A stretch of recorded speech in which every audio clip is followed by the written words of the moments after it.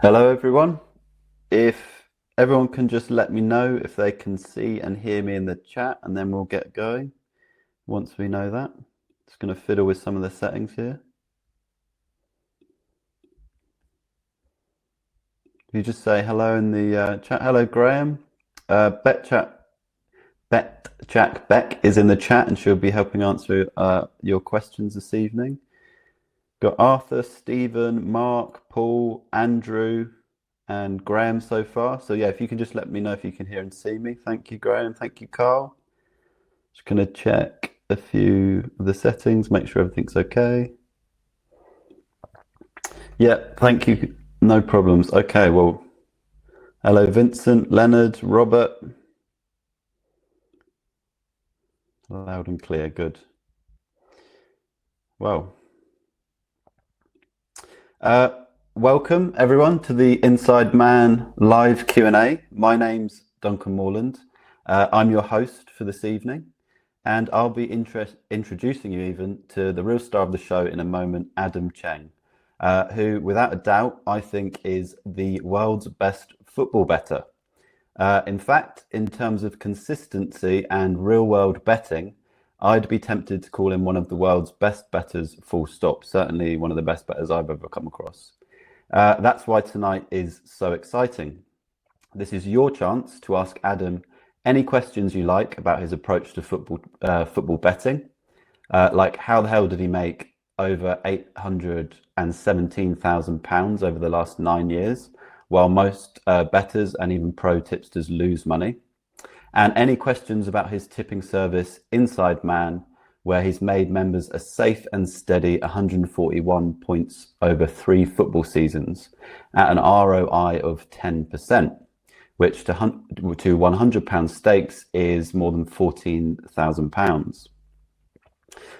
During this live Q&A tonight, we'll cover Adam's fully scalable football betting strategy, what markets he bets on, how he consistently gets an edge on the UK's most popular sport, which is football, and what separates his approach from other bettors and tipsters, how Adam manages his emotions while betting hundreds, even thousands of pounds per bet. You don't bet on behalf of the high-end bookmakers like he used to, or win consistently for 9 years solo without learning to manage your emotions. Here's a clue about that. Adam believes wholeheartedly in the laws of probability. And we'll talk about how Adam literally makes thousands, even tens of thousands of pounds each month without getting restricted by bookmakers. Plus, because this is a live Q&A, you'll be able to ask Adam any questions you like about his approach to football betting or his tipping service, Inside Man. Also, by attending this evening, you'll get an exclusive free tip from Adam, usually only available to paying members of his service. And the chance, if you're interested, to lock in Inside Man membership just in time for the start of the football season. Plus, you can get currently exclusive access to the in-depth football betting course I produced with Adam, called Adam Cheng's Football Betting Masterclass, for 50% off the usual price, but we'll talk more about that after the Q&A. So first, before we bring on Adam, I just want to quickly give you 6 reasons why I think he's such a special tipster. Number 1, as I said, Adam made £817,000 over 9 years. Here's the lowdown on Adam's extremely impressive personal betting track record. Since he started recording his personal betting in 2014, Adam's made £817,000 and £617 and 28p, and that's over the last 9 years. That works out at 90,000 pounds per year, and 83 out of 98 of the months were winners. So that's a monthly strike rate of about 84%. And he uses this money to support his wife and 2 children. Betting is Adam's main income. So number 2, Inside Man made 141 points over 3 football seasons, as you can see from some of the images there. So here's the lowdown on the Inside Man track record. Since it launched in February 2020, Adam has made his Inside Man members 141 points over 3 seasons for an ROI of 10.4%. So to £10 stakes, that's more than £1,000. To £25 stakes, that's more than £3,000. To £50 stakes, that's more than £7,000 profit. And to £100 stakes, that's more than £14,000 profit, all tax-free. Adam also recommends a small bank of 30 points, which, if you know anything about betting banks, is basically him saying, I'm super confident in these bets and you shouldn't expect lots of losers. And as proof of this, the Inside Man's strike rate is a very stable 50-odd%. So number 3, why I think Adam is one of the world's best tipsters, is betting is in Adam's blood. Here's the Cliff Notes version of Adam's lifelong history with betting. He started betting as a teenager with help from a friend's bookmaker father. He earned a master's in sociology of sport at university. He's a former odds compiler at high-end bookmaker Fitzdares in Mayfair, London. He became head of football trading at the firm and started proprietary trading for them, betting with their money. And I think he made money for the company every year he was there. We can ask him about that. He's personally made more than £817,000 from betting, as we just talked about. And he has run 2 successful tipping services, including his current one, Inside Man, which, as I say, is up 141 points with a strike rate of more than 50%. So number 4 of why you might want to be excited to talk to Adam tonight is expert independent reviewers also love Adam's bets. Maybe that's because Adam made Gold Profits reviewers 25 points in 6 months. That's an ROI of 11%. They concluded Inside Man makes money, and they gave it a 100% pass. And Adam made Make Money Forum reviewers more than 12 points in 30 days, an ROI of 30%. They concluded Adam provides genuine value and the potential for long-term profit at a third of the price than other tipsters. So number 5, Inside Man members love Adam's betting too. Here's some feedback from Inside Man members. Paul M says he's very impressed. Chris S says it's very easy to find the bets. Neville M says impressive analysis. And Peter S says he's made a good profit. And here's a little montage of screenshots from the Inside Man Telegram community, including praise from 2 pro tipsters, Mel G of First Class Racing and Neil Shah of NS Bets. So reason 6, Adam is a very generous bettor, and to show that, he's going to share with you an exclusive free tip tonight. This free tip is usually only available to paying Inside Man members, but it's going to be available to all live Q&A attendees just this once. It will be time urgent, so best placed as soon as you can. In other words, make sure you stick around until the end of the live Q&A to get the recommendation. And it will give you a taste of Adam's bets in the real world, e.g. how easy they are to get on and just how profitable they can be. And I think it shows Adam's confidence in his betting, that he's willing to put his money where his mouth is. So make sure you stick around for that. As I say, Adam will walk you through the bet at the end of the Q&A. Right, so that's everything I wanted to cover. And now we can bring on Adam and ask him all of your questions. So Adam, are you there? Hello, mate. You Hello, are there. Everyone. Nice introduction there. Yeah, everything's working tonight. Technically, everything's working. Cool. Nothing broke. Can everyone just let me know whether they can hear and see Adam? And then we'll ask you some questions. How's your day been, Adam? Yeah, not too bad. I've been to a theme park today with the kids. Yeah, so Part of the football research, yeah. getting it all out the way before the season starts, basically. Yeah. All the nonsense out the way, then we can head down and in front of the TV. Start grafting, yeah, and then never go outside again. That's the exactly. Yeah. Okay, I've made so it looks clear like to them, yeah. So it looks like everyone can see and hear. Yeah. So thank you everyone for letting us know that. I'm going to start by asking Adam a few questions, but if you have questions for Adam that you want asking, at any point during this Q&A, just stick them in the chat and I'll pitch them to Adam. So first of all, Adam, can you just give people? I mentioned your background with betting a little bit. Could you just give it in your own words, like how did you get into sports betting, and maybe a bird's eye view of your career so far? Yeah. So it still started when I was a youngster growing up in Tunbridge Wells in Kent, and my best mate's dad was a bookie. So spent a lot of time in their living room watching all the sport, watching all the racing, having the play spots and each way bets on the horses and accas on the footy. He taught me quite a bit about the odds and how it all works, bookmaking industry. Loved going in his shop when I was old enough, or even before that. Started sort of betting small then. Obviously went to university, did the undergrad in sociology and then a master's in the sociology of sport, which I did my thesis dissertation thing on. It was on the relationship between gambling and the development of horse racing as a popular sport in this country, and that helped me get a job with Fitzayers in London, which was a high-end, or still is kind of, bookmaker pandering to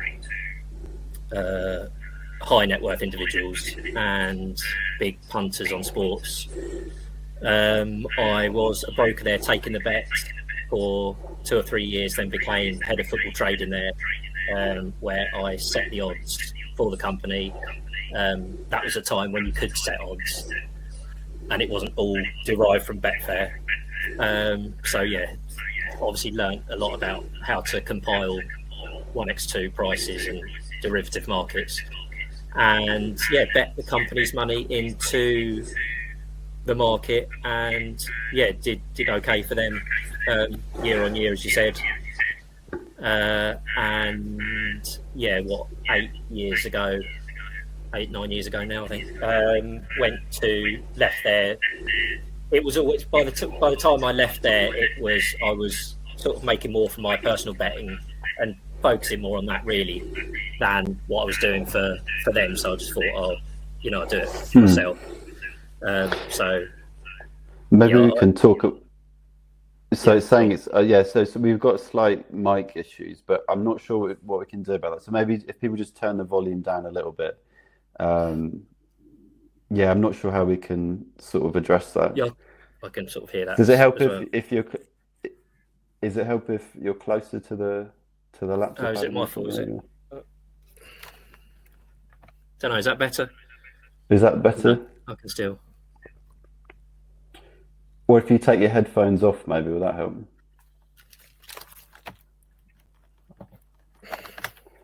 Yeah, better now. Okay. Is that better for people? Oh, I can hear me now. That's good. Oh no, it seems to. So is that better for people? Is that hello? Yeah. 1, 2. Well, I didn't ask you another question. So we're going to get into your strategy in a moment, but what you just said about bookmakers, kind of the prices being informed a lot by Betfair nowadays, and you've taken your expertise out of. Certainly quite. Okay, maybe it looks like it's a bit better with the headphones off. Okay, that's great. So you learned to price odds, in the heyday of bookmakers. It seems like where it wasn't all done by computers and derived from averages. And from what we spoke about before, that kind of gives you an edge on the outside. So maybe does that ring true? I guess. Yeah. No, definitely. It basically means that I've got more of an understanding of basically what odds things should be, than just like looking at a market and seeing like the public, opinion of what it should be. And I can still hear the echo. That obviously helps. That was the good old days of bookmaking. You tell me some stories about, I don't know if you remember them, but sort of like tricking rival bookmakers, like making markets go up and things like that, and then like that sounded fun. Yeah, you could manipulate stuff. So prices would sort of change and you just go the other side, like massive, and that was when you could get big bets on anything basically. Things. Yeah, it sounded like Wolf of Wall Street-esque a bit. It was, yeah. So things have changed. Betfair's changed things a lot. Computers have changed things a lot. Can you give us like a bird's eye view of your strategy? Yeah, I mean, what I would say as well on that is that now the bookmakers rely on Betfair. So in that regard, they don't have people like me and experts odds compilers to do the prices. So in that regard, like their prices when they come up with them without the aid of Betfair are more often wrong than they used to be, because they're the people that would have been in those positions making the odds are not there anymore in the industry anymore. They're doing it themselves, or they're doing something different. So that definitely helps as well. Yeah, I remember you saying it's almost like you versus maybe one person that's trying to price up 20 niche markets. And nowadays that's what I mean. Like nowadays, that person is, well, I'd like to think not as good as me. So in that way we can pick them off.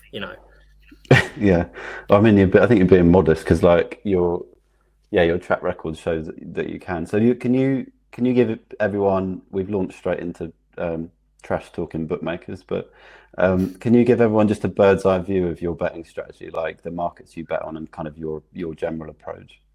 Yeah. So I've always bet on like 1x2, and like goals and corners and stuff. More recently, obviously, like the more prop markets have come to the fore. I think with bookmakers trying to get people's business on everything, and because of the influence of American sports stats and XG is now coming to, like, they show XG on Match of the Day. And what's XG? Sorry, expected goals. So okay, got you. So for those that don't know, that is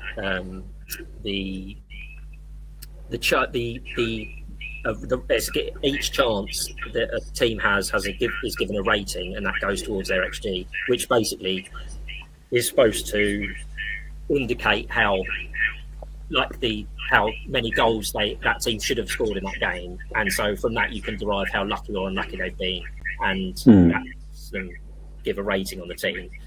Anyway, all these stats have basically come together to give more of an analysis of the game, and so bookmakers have taken that on board and come out with these markets that are basically very random. So I've taken the passes one to be my favourite. So they say, a player's going to make this number of passes. Would you predict it to be under or over that number? Bet365. And yeah, that's one of my favourite markets. Shots, corners. I do still bet on 1x2 and all the markets you used to be able to bet on. But that would be match to match. Those would be my favourite markets, those player markets, because I do my own stats on them from my data and stuff. So that is the edge that I have there. And then obviously anti-post is like a big one as well for me, because for a few reasons really. Firstly, the anti-post stuff, which is long term, I'm more confident with it, and it's shown better results over the years because basically the edge is going to work itself out over a longer period, more likely to work itself out than in a 90-minute game. So when you're having a bet anti-post, even if it starts badly or ends badly, overall in that long space of time, like a season, for example, half a season, it's going to if you've got it right, then you're going to get it. You're going to win the bet more often than if you get a bet right in a 90-minute match, because you might get that wrong because of bad luck. Whereas over a season, I see what you mean. Yeah, so it's like the true value or the true outcome is more likely to kind of manifest. Exactly, it's more longer to do it. It's likely to play out because it's more. Yeah, it's just longer. So So yeah, so you bet on a kind of mix of sports. So you've got the niche markets and then bigger stuff and anti-post. If anyone's got questions for Adam, just pop them in the chat and I'll fire them to him. Um, so I guess like, can we talk a bit more about? We've talked about the markets that you bet on. I guess like, and we've kind of touched on this. Like, how do you get an edge on the UK's most popular sport? You know, because you'd think that'd be really hard because there's so much liquidity.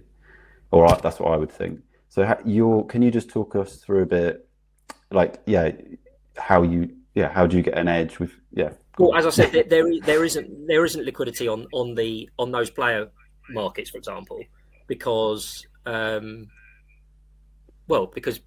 the exchange doesn't have it. So you're basically just going up against, as you say, someone from that betting company. So you can pick and choose your bets. You can wait for the right time to strike, and they are forced to price every match up, every market up. And you can just take it, or you can leave most of them. Obviously, leave most of them, but there will be times when they're made at bricks, and that's when you get involved.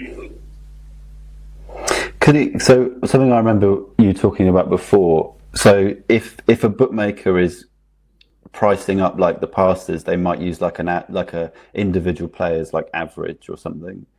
Whereas your kind of depth of analysis like is looking at like the teams and the pressure teams put on and stuff. Can you just like explain that a little bit? Yeah. So the passes is as you say, like they generally price it as in the average of the number of passes that player makes over, I don't know, whatever, like this season or the last 5 games, they make an average and look at the opposition and say, oh, that's a good opposition, that's a poor opposition. We'll adjust it a little bit based on that.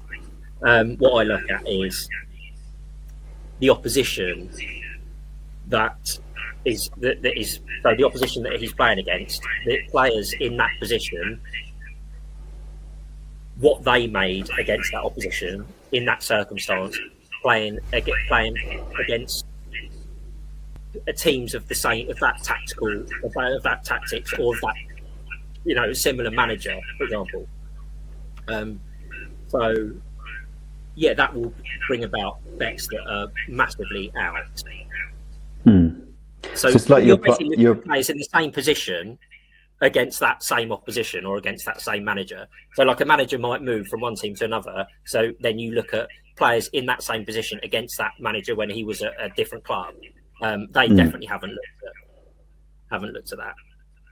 So it's like applying extra context. It's like bookmakers have come up with a simple way of measuring it, which is convenient. Exactly. They've got their algorithms and ways of pricing it up, and they just haven't like taken everything into account. And because I spend a lot of time collating all the passes information in every game, that I can like look through. I can spend hours like looking through it and finding where they've made a rip, because they don't have that information to look at for hours. They've got like other markets to price up. Like that person who's pricing up, he's got other stuff to do, in his job. So yeah, that's where we've got an advantage, I'd like to think. Yeah, they haven't got the incentive that you have either. Like, if they're exactly, that employee hasn't got the incentive. No. Oh well, he might have an incentive whereby if that market makes money, he will get like a percentage of it in his pay packet. That's the incentive he'll have to make it the right. That's common, the right price and stuff. So he'll want to be right, obviously, but he might not have the depth of. And I like to think of myself as like an expert on football as well. It's not just like having the numbers and the rules to look at it. Like I've had experience of like watching football and I've loved football since I can remember, basically. So it's like that. It's like two layers from what you said before. Is like you're looking at the data and stuff, but then you're also applying your own intuition and judgment on top of that. So it's not it's not like I can't just if I had the same stats and you told me, it would still be quite hard. Well, it'd be very hard for me because you're living and breathing it for decades. Exactly. Yeah. So there are some times where the stats would suggest, oh, that's a good bet. And then like you actually think about it and it's like based on whatever. There's so many variables, looking at news as well and injuries and different formations and all that kind of thing.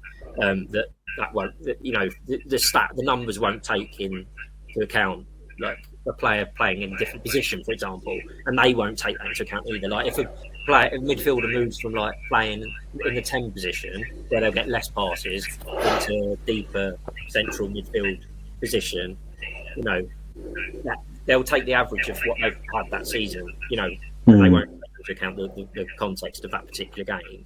So yeah, and that could have a massive change to what they can actually do. Thing that can happen. Which is they would be the strongest bets, change of positions, but yeah, there's loads of stuff that goes into it. So we've had a couple of questions, and one I just want to ask this one first. It's from Steve because it's related to this. It is about the data side of stuff. So he says, you say you have your own data to gain an edge. Where is that data extracted from? So like where do you look for your stats at, that kind of thing? Yeah. There's a app called StatZone, and it has on it every contribution a player makes in a game. It has listed on. It has like portrayed on the dashboard for that player. So every Monday after a weekend, block of fixtures, I'll go through the app, get my spreadsheet open, and just like fill out my spreadsheet with all the contribution that player's made, and that basically forms my stats that I then start.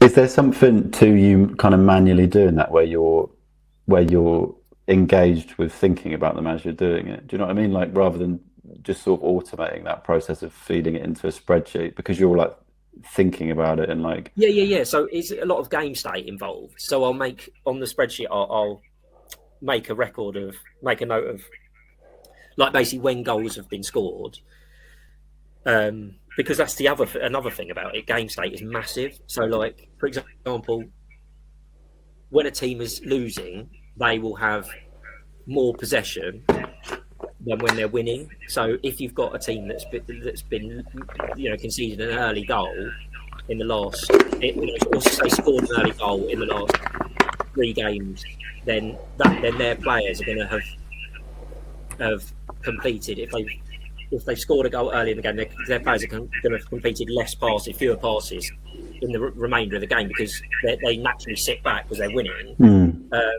So that can like skew the numbers as well. So obviously I make a note of like the times of goals and to demonstrate, or red cards. Like if a team goes down to 10 men after 20 minutes, it's almost like a write-off, as in you can disregard the numbers from that game, because the team with 10 men well, it depends who the team is. See, that comes into it as well. But generally speaking, like a team with 10 men will sit back because they want to just protect what they have with 10 men. They'll leave one up front, and so basically the opposition's players will get loads of passes.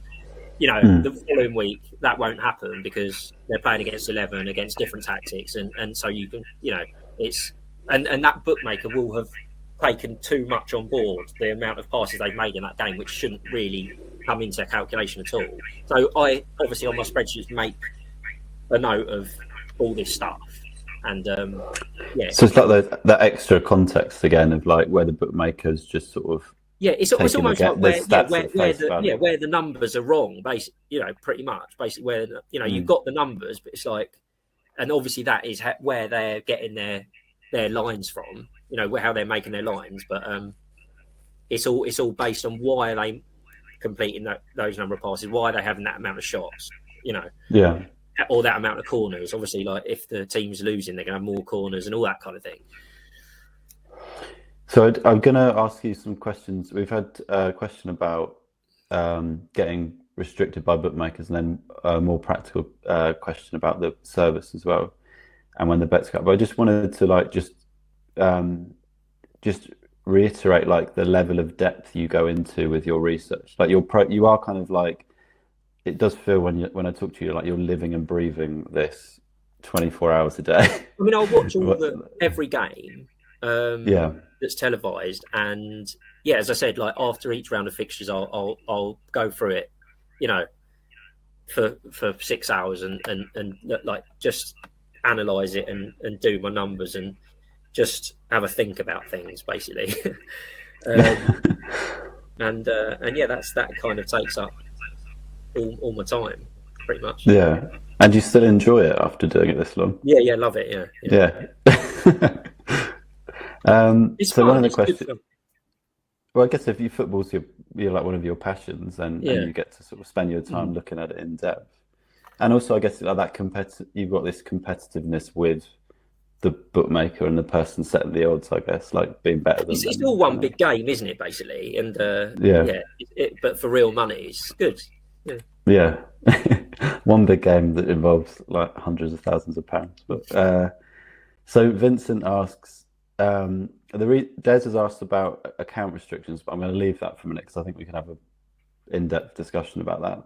But Vincent's asked, do your selections, I guess, for Inside Man come out on the day of the match or the night before?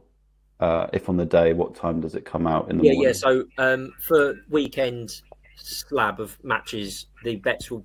Well, it depends when they come out with the markets, but generally speaking, it will be kind of Friday lunchtime.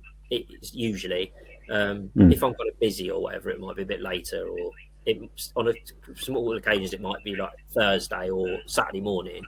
But yeah, certainly in good time for you to get the bets on. Yeah, I was going to say, so like, and these are bets where people can generally get the price that you're recommending. Oh yeah, yes, definitely, yeah. It's there's a lot of 1x2 bets by that time in the week. There's enough. The market's solid enough, and on those bets you can basically get what you want on them. You might be restricted a bit on some of the player stuff that I've been, but you can still get decent bets on, and the prices don't change on that stuff because a lot of the bets, my bets are in Premier League, Championship, Champions League. Basically, that's as far as it goes, really, unless I've got a sort of strong one for whatever reason on the continent. It'll basically generally be in those leagues only, and the bookies are very confident that their prices are, because all the data and all the stuff's out there and the markets are strong. There's a lot of liquidity, on Betfair on the 1x2 and stuff.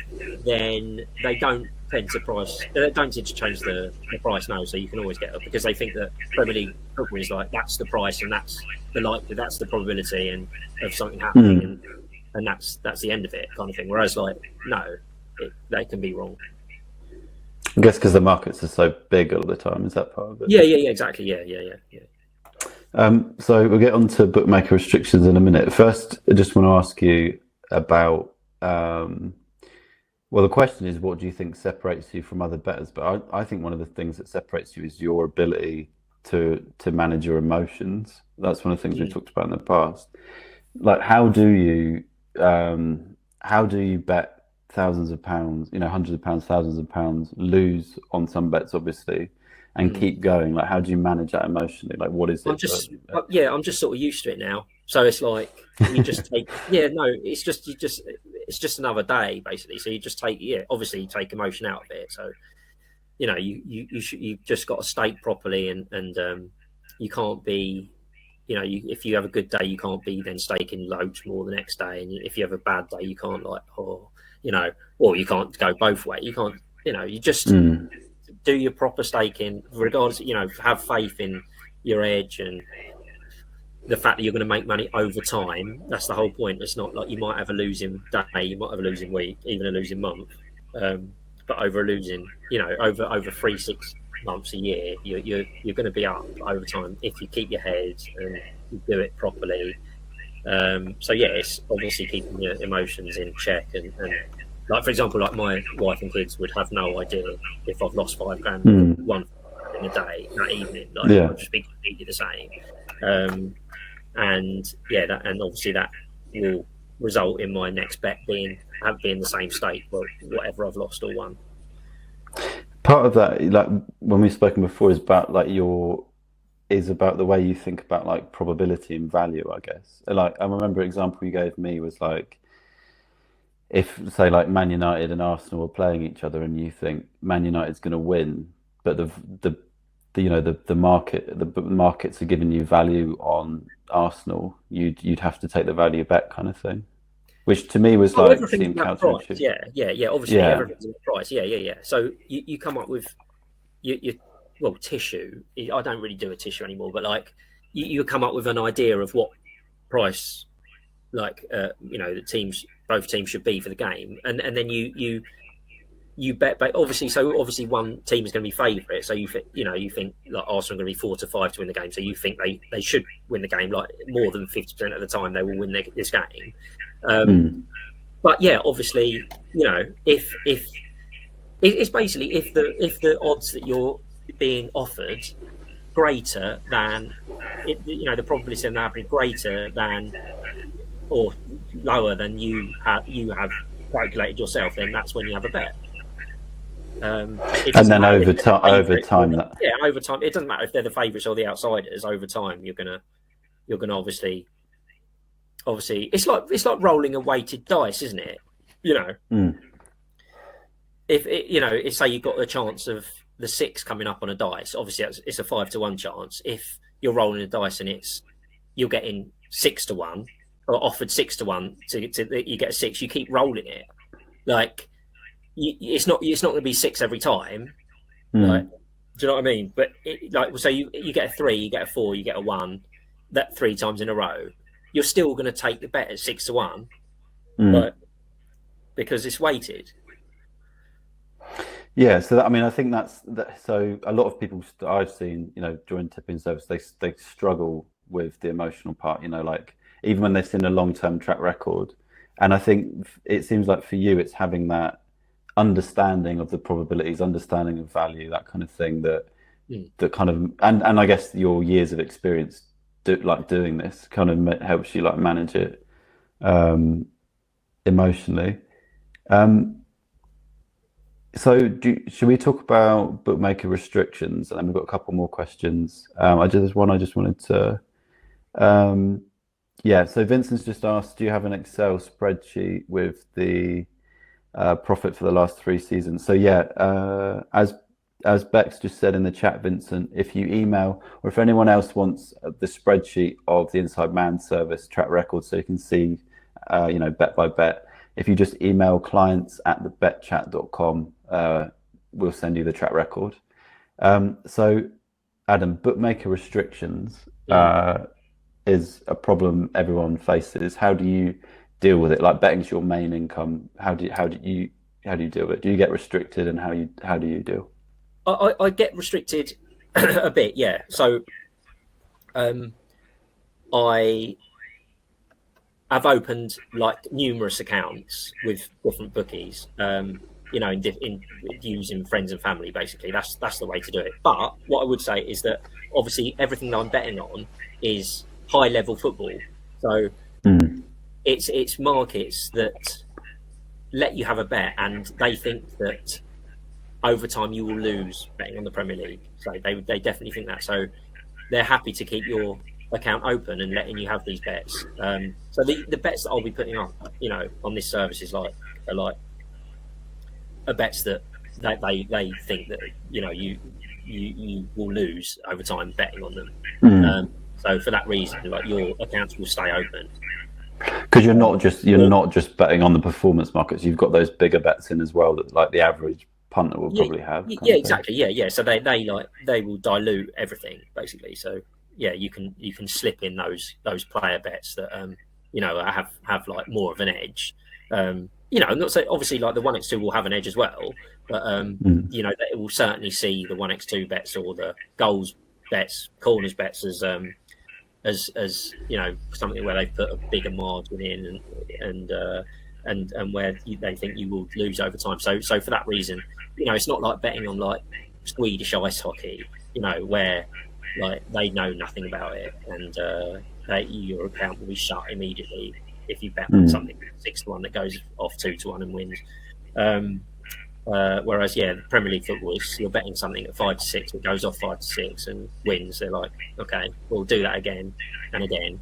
So it's fine, like in the most part. Obviously, eventually, if you keep having massive bets on these bets and winning, it will. They do get restricted, and then I'll just move on to the next sort of account I can try and find. It is tricky. It's becoming trickier, obviously. Like over the last 5 years, with these bookmakers trying to, just not accommodate any winners at all. So, but obviously, like it just massively helps the markets we're betting on, really.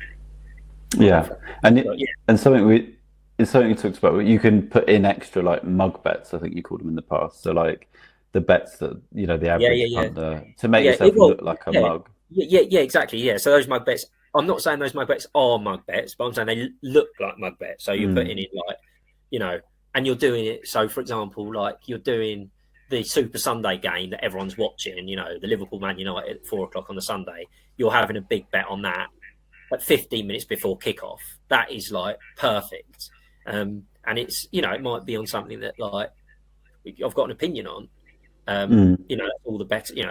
All the better when that happens, and then you can and then that really really helps keep the account open and you can have that big bet on the 1x2 and then have like a couple of player bets on it. That's perfect. And you've got, and also if you have got a couple of accounts, you can spread the bets across the account. So like you can have one player performance on this account and another on this one. So it's not just like one account having all the exactly. Kind of niche I mean, bets. that's if you're a really big punter. Like these accounts are taking, they'll on the Premier League football, as I say, they will take relatively large bets. Anyway, but obviously multiple accounts are handy. Obviously, you've got to be careful if you have got multiple accounts not to do the same bets right after each other. If you're doing it, say, like in the morning or the day before, like don't, if you've got two Bet365 accounts, you don't want to have a player bet on one account and then like a minute later have that same player bet with a large stake on the other account. You've got but I mean, basically, you can do that. Yeah. And I guess you've spoke about in the past where like you get, like you said, friends of family members open accounts, whatever, and then it just spreads by word of mouth because you've helped somebody. Exactly, you give them a little cut of some of the profit, and then so that's what I do. They get a bit of what I win, and then they tell their people, oh, like there's money to be had for free here. So what are you gonna do? Yeah. So we had a question. So Stefan asked about Betfair for avoiding restrictions, and I just also throw in as well physical bookie shops.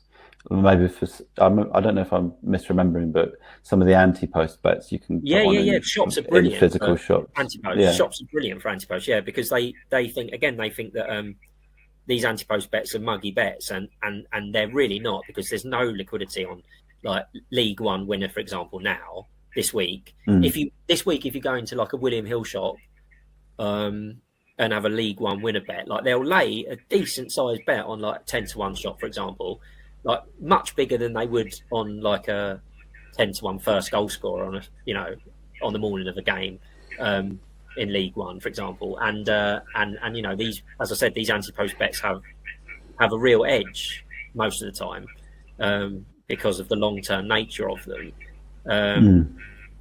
The shops are really good. Yeah, because obviously, like you're not you're under the radar there. It's not on an account. It's not in your name. You got your hat pulled down. Your hat and mask and everything. Yeah, exactly. So you can just try and you get what you you can often get what you want, or you can get like decent stake in the shops. And what's your thoughts on like Betfair in general, and how do you use it? Yeah. So it's good to I use it like a couple of days before the game for 1x2s and things like that. So when like the money's liquidity's starting to come onto the platform like that, then that is the time when it's most, you mop up that stuff.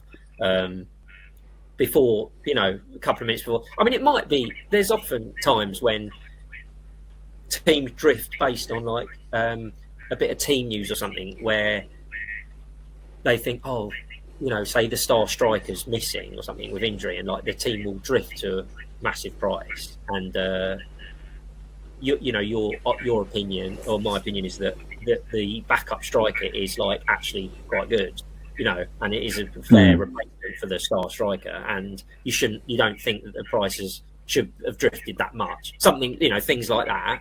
And that's obviously where Betfair's useful as well, like for where the market reacts too much to events. I also feel that like Betfair it's quick to, I suppose along those same lines, it's very quick to push things out in the market, but to get them for example, when like on an anti-post market or like the market's view of a team, which you can derive from the prices they are for matches week on week. If there's like an injury or like a manager change or something that makes that team be considered less good, so like their price goes bigger, if they improve again or like that change hasn't had much of an impact, it doesn't seem to come back. Right. Okay. So like it reacts quickly, but maybe doesn't adjust. Quickly, but yeah, it doesn't adjust when it reverts back to what it was, or improves again. It kind of like stays there a bit. Is that like kind of a bit like herd mentality reacting to news? Yeah, but then I think it is. Yeah, really exactly. they're not looking at it in too much like in depth. No, they're just like looking at the obvious things, Yeah. So there's still opportunities there as well. Paul has asked, do you still bet on accumulators? And if so, would you mix and match, say 1x2 corners and passes on the same accumulator? Definitely. Okay. Yeah. A few reasons, like so Ackers. So when you're betting on a single, you think you're getting an edge. Obviously, if you're Ackering things up and you've got an edge on them, then you're multiplying that edge. So like if you've got 3 selections that you like and you've got an edge on all of them, by having a treble, you're getting 3 times that edge. So yeah, definitely. Also, Ackers are good for accounts. They love laying Ackers. So yeah. So because also Ackers. Am I right in thinking like they're another kind of like mug? Yeah. So your Joe blogs, like from the Ladbrokes adverts, for example, like they love an Acker, for fun on a Saturday afternoon, losing every week. Yeah. So when they see Ackers come in, the bookies love taking Ackers. So yeah, I do that. So yeah, do that definitely. And in terms of that question you said about the do you have like that was a what's it called, bet builder you're talking about in the same game? So like a mix of markets, I think it was. A mix of markets in the same game, bet builder. Yeah, they're good. Okay. They are good because those markets are often related, and sometimes the price doesn't take into account how related they are. So, for example, you might have as I was talking about earlier, you might have a passes under over, and then a number of corners under over for the other team. Say so you might have you might put a bet what's it called, a bet builder, the player from that team A, to get over an amount of passes or under an amount of passes, and then the other team to get more corners. You might put that in a bet builder because if one happens, the other's going to happen. Is quite likely to happen. More likely to happen than the odds suggest, because they put it in a double and then decrease the odds a bit, because that's how they work it out. But sometimes they don't decrease it enough. So yeah, you can really get some good value on those bet builders. Yeah. So Ackers and bet builders, the answer is yes. Paul's asked how. So this feeds into. So if anyone's got some like quick fire questions that they want Adam to answer, because we're getting towards the end of the Q&A, just stick them in the chat. I'd like to talk to you, Adam, about the coming football season. And you've also got like a bet tip to share with people. So Paul's question kind of fits in with that. So he's asked, how quickly at the start of the season would you know if a certain player or team could do well?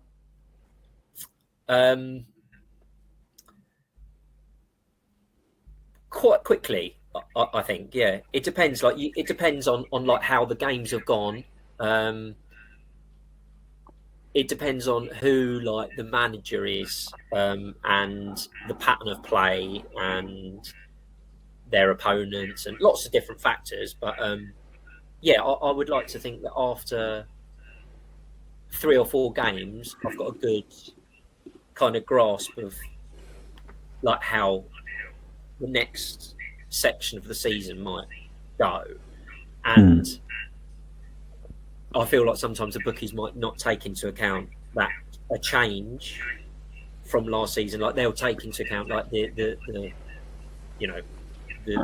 performance of the team from the previous season, or the reputation of the team, more than maybe like the first few games of the season where, they might have a new manager and they've impressed, and you're thinking, well, why are they going to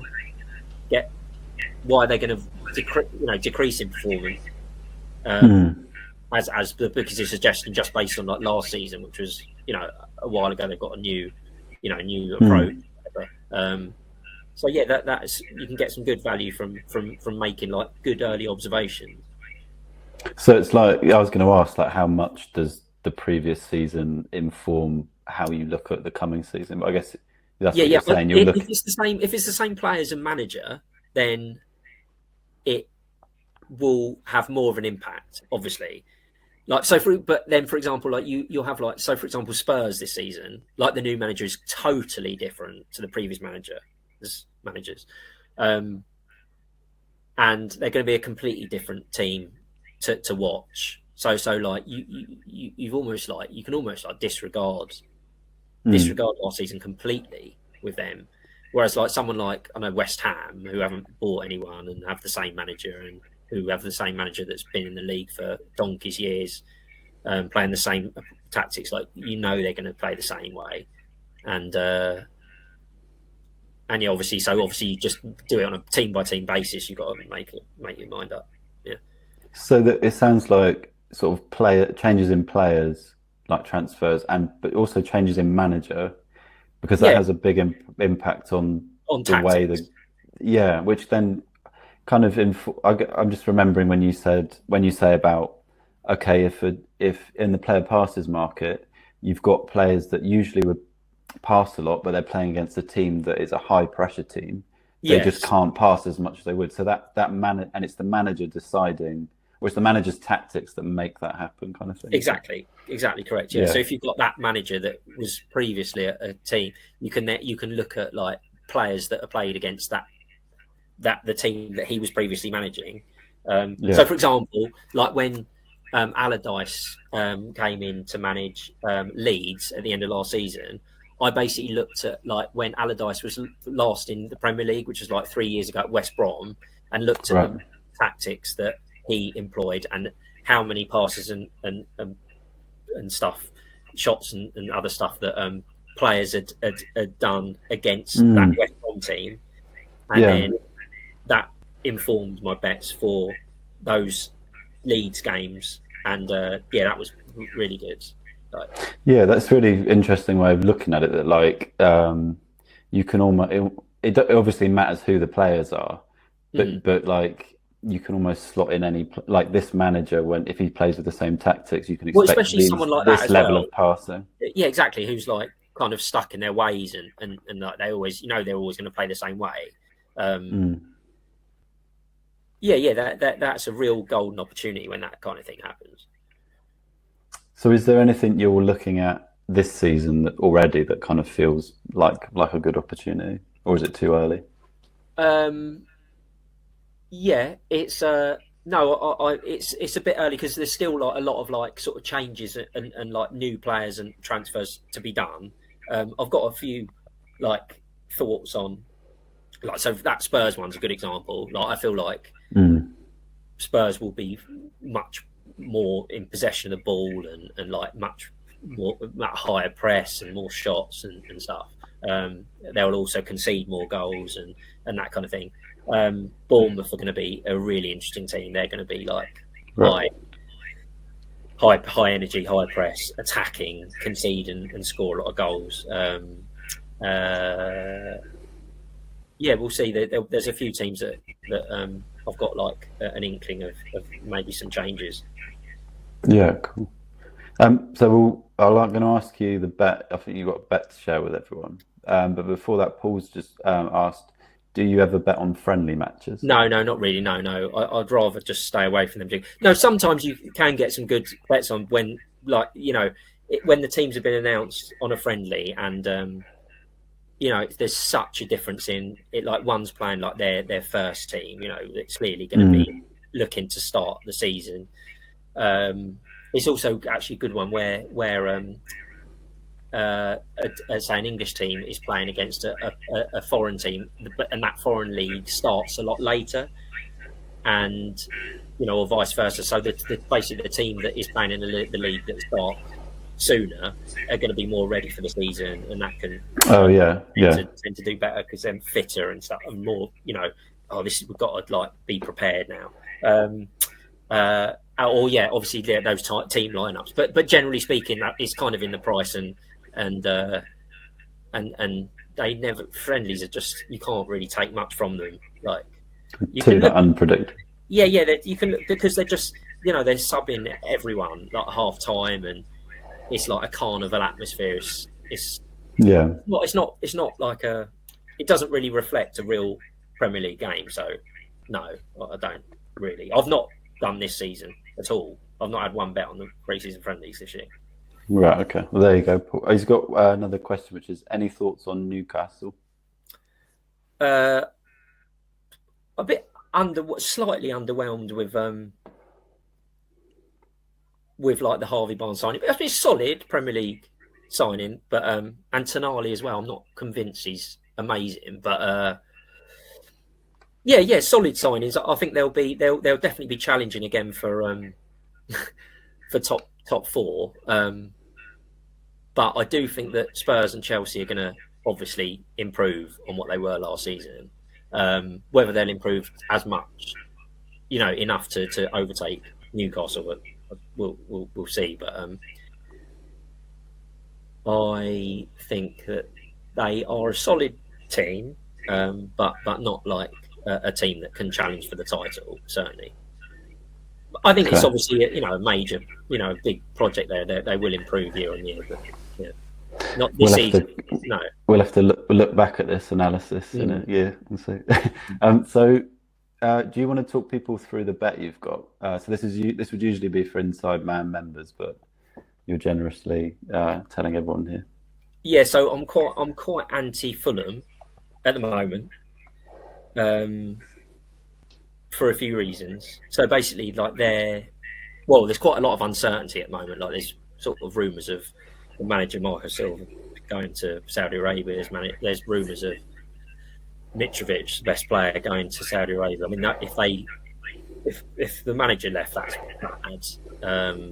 If Mitrovic left, that's really bad because they've signed Raul Jimenez from Wolves to potentially replace him, and he's no good since he had a head injury, and it was a bad one, and he's never been the same since. And I don't know how Wolves have got like £5 million for him, but if he replaces Mitrovic, that is, I'll be going in again. I've backed him for relegation. I'll be going in again on that definitely. If Mitrovic leaves, other reasons. So the bet on Fulham would be. Oh no! Yes, I'll get to that. Yeah, I'll just get to that. Oh, sorry. The other reason I'm just waffling on.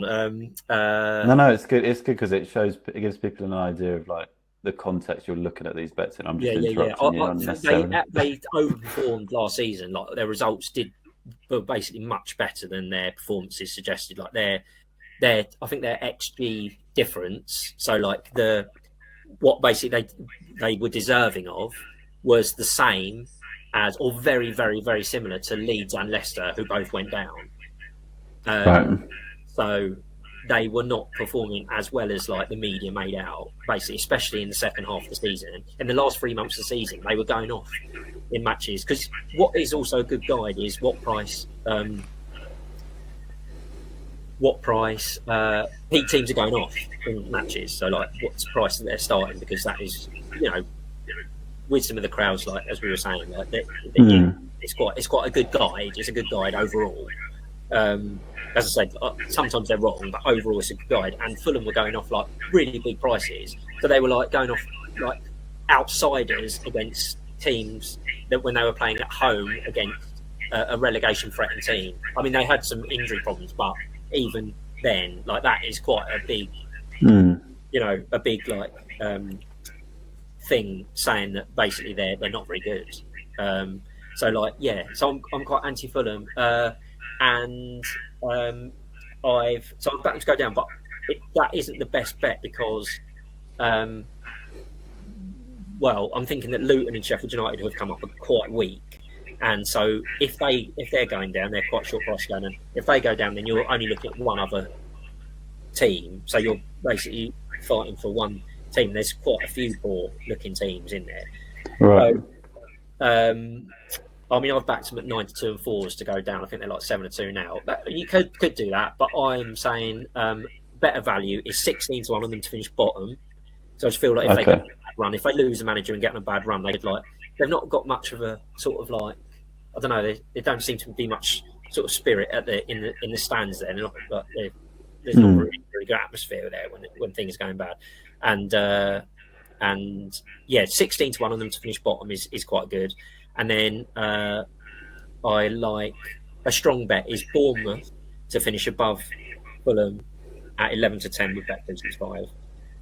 If you want to sort of part with your money for that, to keep the money tied up for a season, that is a good investment because I quite like Bournemouth. This new manager is Iraola. He's one of Bielsa's disciples who played under Bielsa at Athletic Bilbao, and he's taken those principles on in his managerial career. They've got him from Vallecano in Spain, and they beat Barca and Real last season in La Liga, playing like this high press, like high energy, as I mentioned, like lots of goals for and against. But I think they could be becoming like they've got like billionaire American owners now, Bournemouth, and they've spent more than people think. Even they've got little ground still, but I think they could upset a few apples this season, and that odds again for them to finish above Fulham looks good to me. So that's the two tips. So Bournemouth to finish above Fulham at 11 to 10, and just a small bet on Fulham to finish bottom at 16. Yeah, I was going to. Thank you for summarising that. So there's two bets there. So thank you very much for that, Adam. So I think that kind of wraps up the time we got for the Q&A. Thank you for your time this evening, Adam. If anyone has any more questions for Adam that we didn't get to cover, you could email us at clients@thebetchat.com, and we'll ask Adam and send you his response back. So I'm going to talk people through the Inside Man service in a second, but Adam, you're going to disappear. So thank you again for taking time out this evening. Yeah, thanks for having me. Thanks everyone. Yeah. Okay, cheers, Adam. Cheers. And I'm just going to find my little PowerPoint presentation. So that should have popped up. Right, so thank you everyone who took part in the Q&A. There were some good questions there, and I hope Adam's answers were helpful to you, as well as that free bet, or the 2 free bets even. If you're still watching, that can only mean one thing, which is you might be interested in becoming a member of Adam's service, which is called Inside Man. We covered most of the details of how the service works in the Q&A, as in the what Adam bets on. So you may just want to go ahead and join Adam right away. So what I'm going to do is I'll activate the offer link, so anyone who wants to join can do that. So I'll just do that now quickly. There we go. So you should see that somewhere around the webinar window or next to the chat box. And you'll also see on that secure order form page, if you click through, that as part of the exclusive, as part of Inside Man, you can get a bundle offer, and you get 50% discount on a football course that me and Adam made together during the pandemic. But I'll explain more about that in a moment. It's just kind of like an added bonus. So for those still on the fence, over the next few minutes, I'm going to quickly break down the full details of membership. We'll cover what you get, recommended starting bank sizes, the price of membership, and why now is a good time to join, and also how you can get 50% off that football betting masterclass I did with Adam. So without further ado, let's run through that stuff. You get two main things with your Inside Man membership: Adam's tips and access to the Inside Man Telegram community. So first up, let's look at Adam's tips, which, just a little reminder, made 141 points over 3 football seasons. That's an ROI of over 10%, which to £100 stakes is more than £14,000 profit.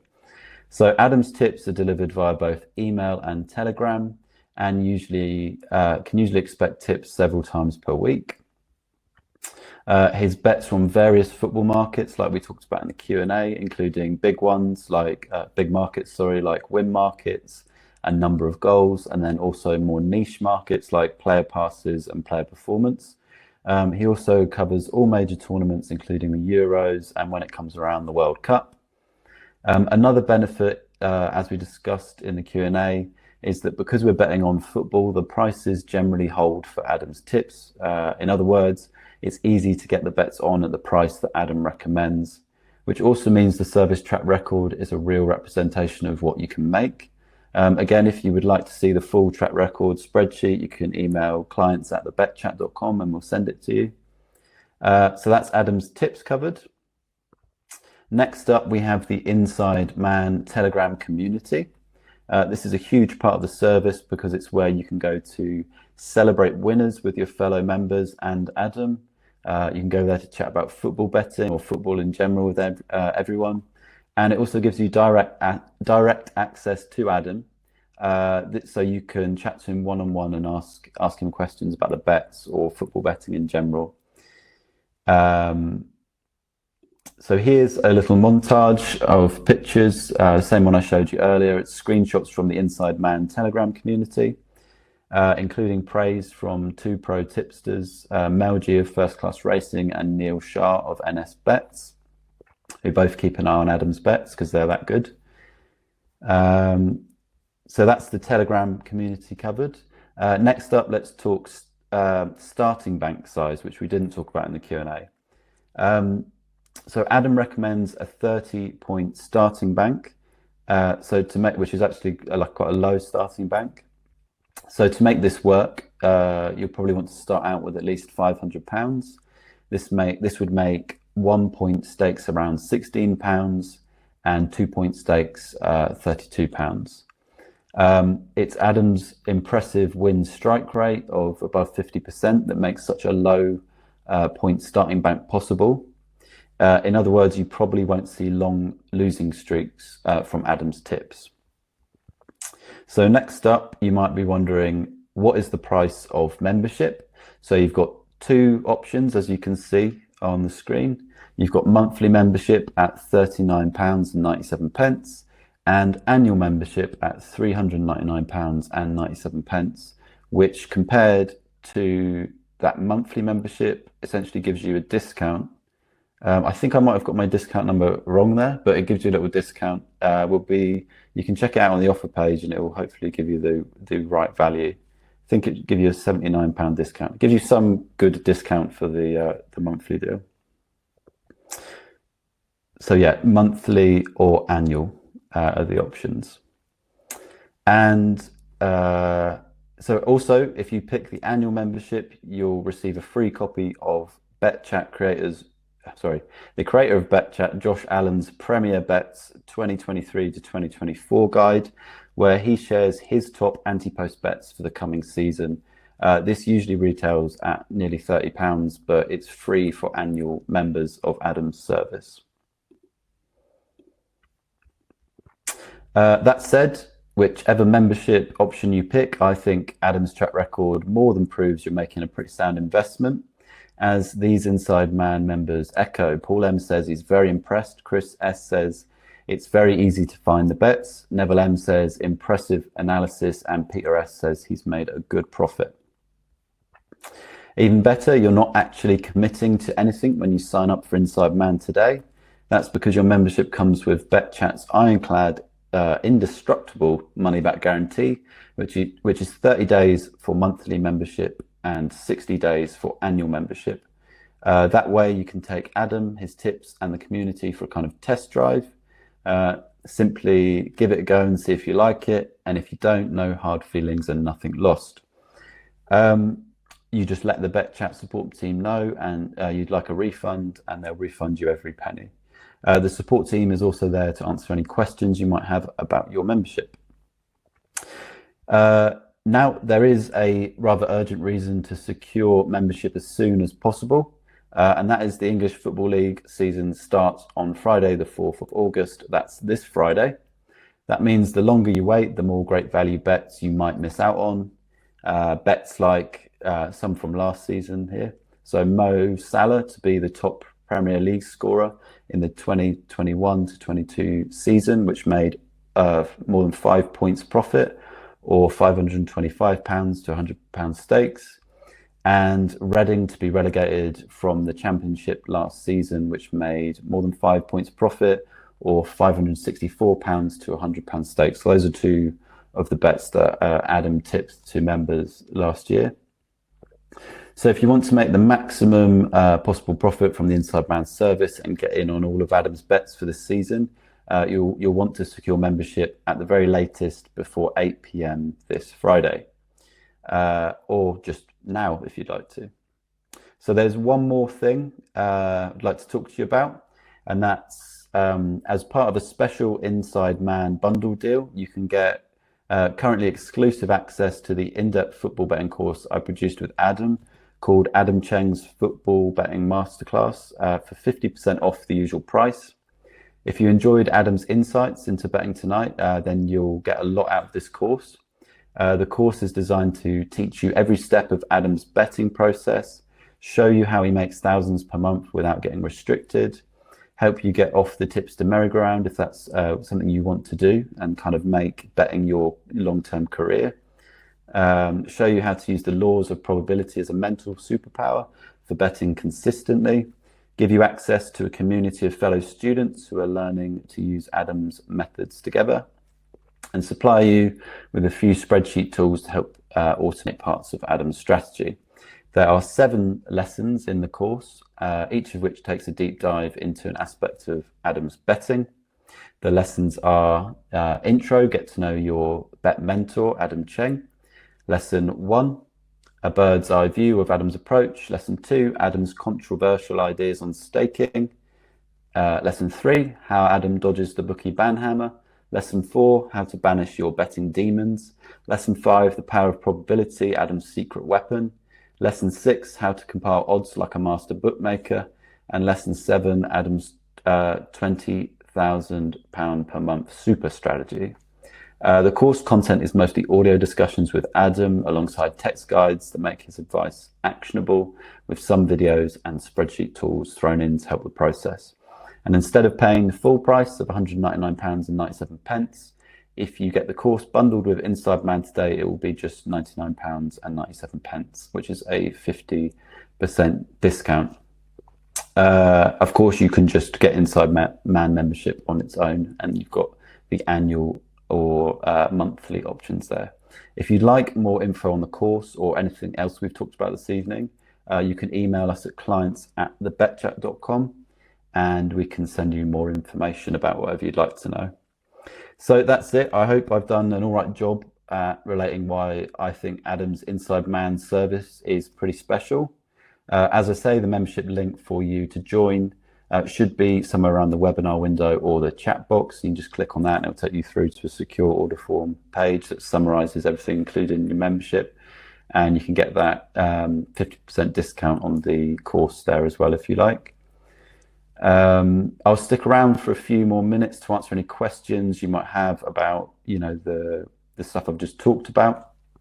Just say thank you to everyone who's come along to the Q&A, and thank you to the people that ask questions. So, as I say, no worries, Stefan. It's fun to do this. So, if you've got any questions, just hit them in the chat. There is a slight delay, I think about 10 seconds. Cheers, Paul. Yeah, thank you for your questions, Paul. If there aren't any more questions, that's fine. Don't worry. But I'll just hang around for a minute or so, just in case there are. And we're going to send a replay of the event to people tomorrow. So if you wanted to sort of check any of the stuff Adam had said, you'll be able to watch that. And also you can go through his analysis of those 2 free bets as well if you want. Yeah, cheers guys for taking part tonight. I'll just get up the slide that shows the membership options there.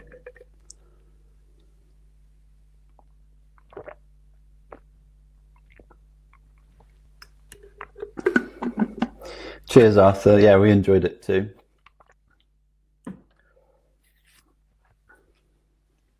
Yeah, as Beck says, any more questions, after tonight, you can email clients@thebetchat.com. If you're not sure which membership option is right for you either, they can probably help you with that. Or you want more info on the course that we did with Adam. Cheers, Steve. No worries. I think it's good, like these Q&As are good just to, have the time to pick someone like Adam with that level of expertise, just to sort of ask him the questions. Gives you access to, like, how often do you get to speak to a kind of pro bettor? So I'll just stay for another minute, and then looks like there aren't any questions, so I must have done a brilliant job explaining.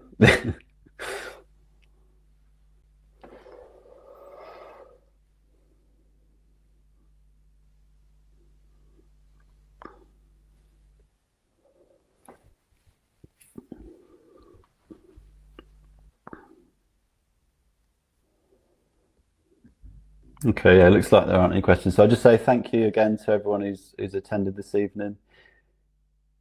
What are Premier Bets? Basil asks. Okay, so Premier Bets is the name of the guide. If you get annual membership, you'll get a free guide. It's written by BetChat Josh, and it's anti-post bets for the coming football season. If you'd like more information about that, you can email us at clients@thebetchat.com. There is a bit more about it on the offer page if you click through to that. But it's basically like it usually retails at about £30, but if you pick annual membership, you'll get it for free. And it's more kind of good value bets for this football season, basically. Those bets are from Josh, who is the founder of BetChat. So you can bet those alongside Adam's bets.